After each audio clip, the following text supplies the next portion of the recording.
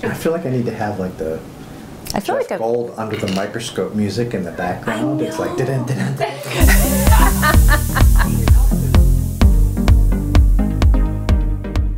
Hello team, and welcome to the inaugural edition of The CEO Asks You. Over the last couple of years, I've had the opportunity to receive your questions via the Ask the CEO feature on the internet. And it's been fun to explore the answers to those questions, some a lot easier than others. And in most cases, I've learned something new every time. But this year, we're going to turn the tables a little bit and take an opportunity periodically to ask about our team members and our staff questions of them. So today, for our inaugural edition, I'm pleased to have Lori Byrne with us. And recently, Lori was promoted to Executive Vice President for Advancement and Campaign Director. And I wanted to ask Lori a little bit about how things are evolving on the campaign planning front. Yeah, it's really exciting times thinking about the next campaign. It's been a while since we've been in a campaign. The last one ended December 2014. So if you really look about our performance in a campaign, it's around 12% growth. When we're not in a campaign, negative 4%. So obviously we want to move into campaign mode as soon as possible. We would describe ourselves in planning phase right now, and there's 3 phases of a campaign: planning, quiet, public. In the planning phase, we'll really define what our goals are for the campaign, the vision, messaging. We'll work very closely with university leadership on that.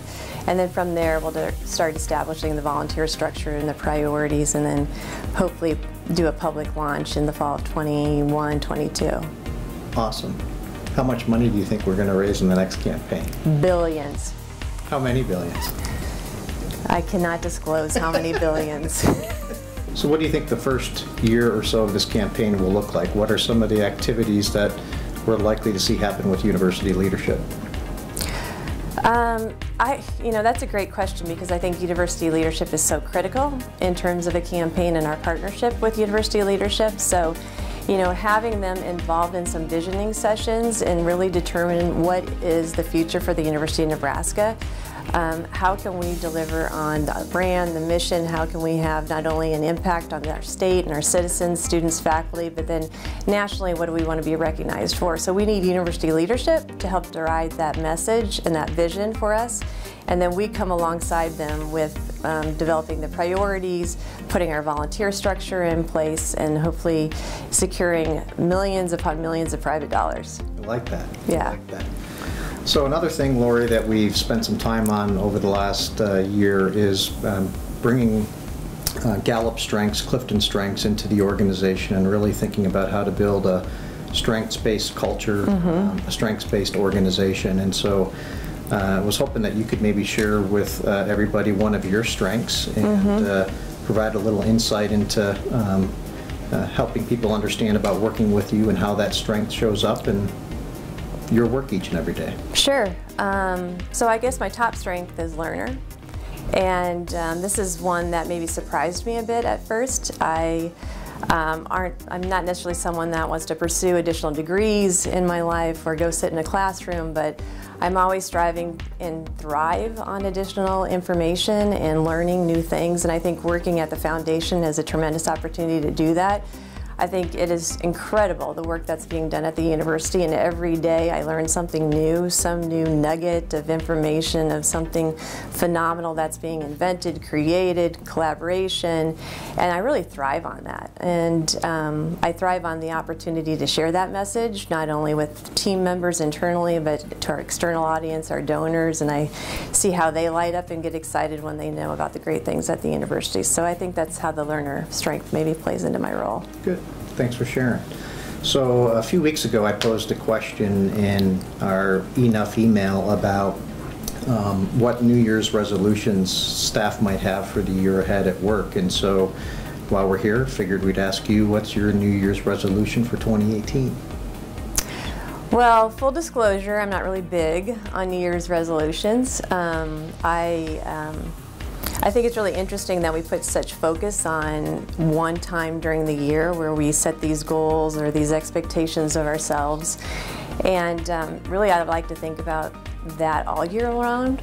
So what is it I need to work on? And as you know, there's a lot of things that I need to improve and work on. And So there's certainly things that are always present in mind for me, and you've helped me kind of recognize some of those things.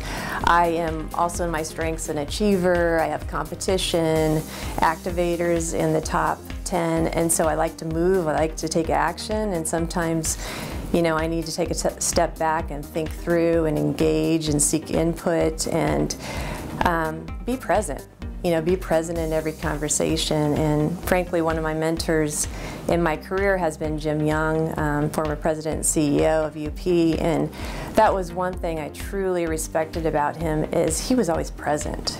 I mean, here's a guy who's running a $20 billion company, 50,000 employees, and when you would go to meet with him, not a piece of paper on his desk, not a phone ringing, not an interruption, it was you and him. I mean, he was present, and I really respect that, and that's something that I want to practice every day. That's great. That's great.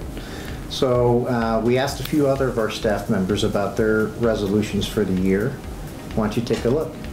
My resolution for 2018 is to remain positive and focused on the good work that is being done through my department and hopefully by myself and by the foundation in general. There's a lot of interesting things going on with regard to higher education, not only nationally but also in Nebraska, and that leads to some negative stories, it leads to some challenging conversations, and it leads to just some uncertainties all around, and it's easy to get stuck in that.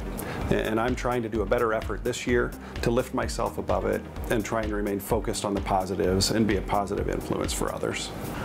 My New Year's resolution for work is to, now that I have the basics of ALI kind of mastered, I'd really love to dig in and get to learn more about it and get to know some of the advanced features, and I hope everybody else gets a chance to really learn to love ALI with me.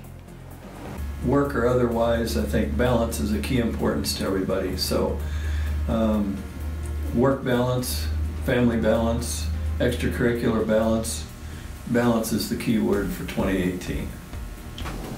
Thanks for joining us for the CEO Asks You. I'll look forward to having a chance to engage with some of our other staff members and ask them questions as we move forward. So thanks a lot.